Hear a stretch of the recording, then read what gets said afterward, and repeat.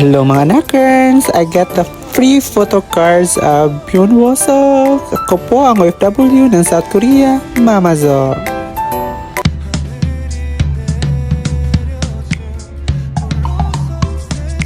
Ayan mga nakers, it was unexpectedly na makadaan ako dito. I just only passing by here and then nakita ko yung poster sa labas na once you buy a worth of 13,000 won, you can get the free photo cards ni Byun Wosok.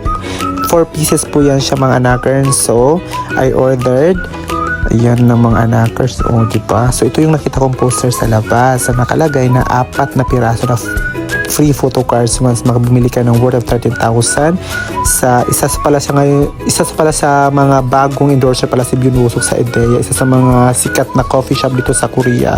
So ayan, umorder pa ako ng chocolate tiramisu at saka yung mainit na parang tea ata to siya, basta masarap siya kasi nga malamig yung panahon. So ayan, hanap tayo ng pwesto. Ayan, nag-imot-imot muna ako mga anakers, kunting sip-sip muna ng ating tea at saka yung mag-unbox tayo ngayon ng photo cards ni Byun Wosok. So ayun, diba?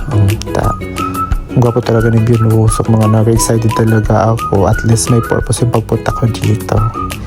Ayun, diba? Imbis magpapalunari lang ako, hindi, mayroon pala akong nakitang ganito. So let's see na.